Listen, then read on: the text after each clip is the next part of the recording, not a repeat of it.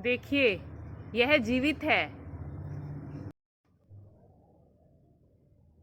यह भी जीवित है।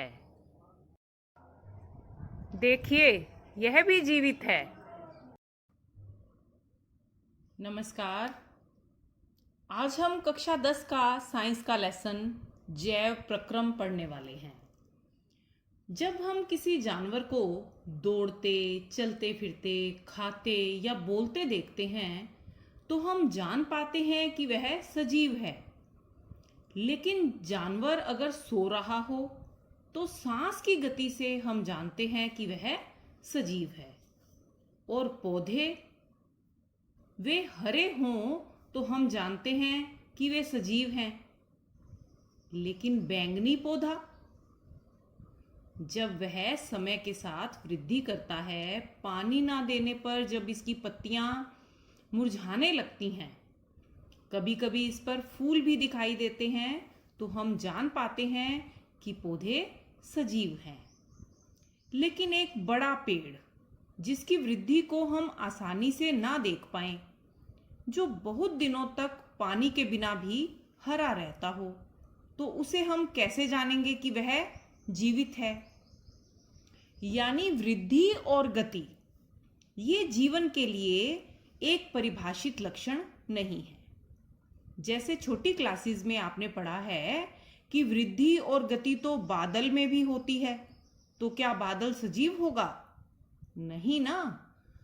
आप कक्षा 9th में जान चुके हैं कि सजीव की संरचना सुसंगठित होती है। उसमें उत्तक हो सकते हैं, उत्तक कोशिकाओं के समूह से बने होते हैं और कोशिकाएं छोटे घटकों से बनी होती हैं। हम देखते हैं कि जीव, भले ही वे पेड़ पौधे हों या जंतु, समय के साथ साथ बड़े होते हैं और बूढ़े होते हैं। यानी समय के साथ और पर्यावरण के प्रभाव से जीव की सुव्यवस्थित और संगठित संरचना विघटित होने लगती है।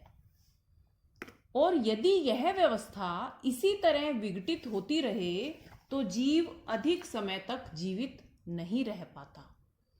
ऐसी स्थिति से बचने के लिए जीवों के शरीर में मरम्मत और अनुरक्षण की आवश्यकता होती है, क्योंकि अणुओं और परमाणुओं से बने शरीर में इन अणुओं और परमाणुओं को लगातार गतिशील बनाए रखना आवश्यक होता है। अनुरक्षण का अर्थ है किसी अंग या वस्तु की ऐसी देख रेख करना जिससे वह अच्छे से कार्य कर सके। अनुरक्षण का कार्य जीवों के शरीर में निरंतर चलता रहता है। हमारे शरीर में भी चलता है। तब भी चलता है जब हम आराम कर रहे हों या सो रहे हों। बल्कि कुछ मरम्मत तो ऐसी होती है जो नींद में ही बेहतर तरीके से होती है। इसका अर्थ है सोना भी आवश्यक होता है, और वह भी सही समय पर। वे सभी प्रक्रम जो सम्मिलित रूप से अनुरक्षण का कार्य करते हैं, उन्हें ही कहते हैं हम जैव प्रक्रम, जो कि हमारे इस अध्याय का नाम भी है, जैव प्रक्रम। यानी अनुरक्षण करने वाले प्रक्रम जो हमारे शरीर को सुव्यवस्थित रखते हैं, विघटित होने से बचाते हैं, वो कहलाते हैं जैव प्रक्रम। शरीर में कोई टूट फूट या टूट फूट की मरम्मत हो या इसे रोकना हो, इसके लिए अनुरक्षण प्रक्रम आवश्यक होता है। और ऐसा करने के लिए हमें चाहिए होती है ऊर्जा, और यह ऊर्जा जीव को बाहर से लेनी पड़ती है, जिसे वह लेता है अधिकांशतः भोजन के रूप में। ऐसा प्रक्रम जो इस बाहरी ऊर्जा को ग्रहण करने और इसके उपयोग से संबंधित होता है, वह कहलाता है पोषण।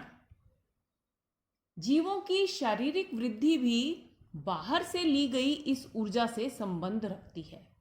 इस ऊर्जा को प्राप्त करने के लिए जीव कच्ची सामग्री को ग्रहण करता है, जो कार्बन अणुओं पर आधारित होती है। अतः अधिकांश खाद्य पदार्थ कार्बन आधारित होते हैं। अलग अलग जीवों में अलग अलग प्रकार की पोषण विधियां होती हैं। जीवों के शरीर में उपचयी और अपचयी दो प्रकार की क्रियाएं होती हैं। उपचयी क्रियाओं में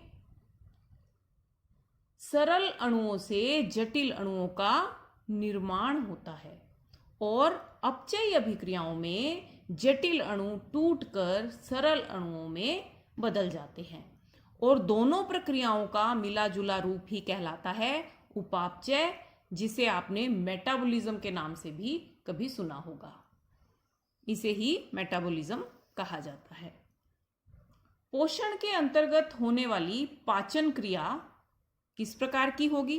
पाचन क्रिया अपचय प्रकार की, क्योंकि पाचन में बड़े अणु टूटकर छोटे अणुओं में बदलते हैं, जिसमें ऊर्जा प्राप्ति के लिए ग्रहण किए गए जटिल पदार्थों को तोड़ा जाता है, यानी पाचन में अपचय प्रकार की क्रिया होती है। इसी प्रकार जो श्वसन की क्रिया है यह भी कोशिकीय स्तर पर अपचय प्रकार की होती है। आपको लगा होगा कि श्वसन ऑक्सीजन को अंदर लेना और कार्बन डाइऑक्साइड को छोड़ना, लेकिन नहीं, इसमें कोशिकीय स्तर पर क्या होता है, शरीर के बाहर से जो ऑक्सीजन ली जाती है वह पचित भोजन का विघटन करती है और जिससे मिलती है ऊर्जा। चूंकि पचित भोजन भी कार्बन अणुओं पर आधारित होता है, इसलिए यहां ऑक्सीजन की उपस्थिति में विघटन होने पर कार्बन डाइऑक्साइड का निर्माण होता है। जिस प्रकार श्वसन में कार्बन डाइऑक्साइड जैसे वर्ज्य पदार्थ का निर्माण हुआ, उसी प्रकार पाचन में भी कुछ ऐसे उप उत्पाद बनते हैं जो शरीर के लिए अनावश्यक हो सकते हैं या हानिकारक भी हो सकते हैं। ऐसे अपशिष्ट पदार्थों को शरीर से बाहर निकालना कहलाता है उत्सर्जन। जटिल जीवों में उत्सर्जन के लिए यथा आवश्यक उत्तक, अंग और तंत्र पाए जाते हैं। बहुकोशिकीय जीवों में उत्तक, अंग और तंत्र पाए जाते हैं, जबकि जो एक कोशिकीय जीव होते हैं उनमें ये सब क्रियाएं विसरण के द्वारा हो जाती हैं। क्यों? क्योंकि एक कोशिकीय जीव पूरी तरह से पर्यावरण के संपर्क में रहते हैं। जैसे आपने अमीबा के बारे में पहले पढ़ा है, अमीबा जब जल में रहता है तो उसकी एक कोशिका पूरी तरह से जल के संपर्क में है और इस आदान प्रदान को साधारण विसरण के द्वारा एक कोशिकीय जीव पूरा कर लेते हैं। जबकि बहुकोशिकीय जटिल जीवों में सभी कोशिकाएं पर्यावरण के सीधा संपर्क में नहीं होती, इसलिए विसरण से सभी कोशिकाओं की आवश्यकता की पूर्ति नहीं हो सकती। इसलिए बहुकोशिकीय जीवों में उत्तक, अंग और तंत्र पाए जाते हैं। अब यहां एक प्रश्न उठना स्वाभाविक है कि जब कुछ विशिष्ट अंग भोजन और ऑक्सीजन का अंतर्ग्रहण करते हैं तो अन्य अंगों तक भोजन का पोषण और ऑक्सीजन कैसे पहुंचते हैं? क्योंकि पोषण और ऑक्सीजन की आवश्यकता तो हर अंग को होती है। ऐसे में भोजन और ऑक्सीजन को एक स्थान से दूसरे स्थान तक ले जाने के लिए एक वहन तंत्र की आवश्यकता होती है और जटिल शरीर में परिसंचरण तंत्र इस कार्य को संपादित करता है। आने वाले वीडियोस में हम इन तंत्रों के बारे में विस्तार से चर्चा करेंगे। जय हिंद।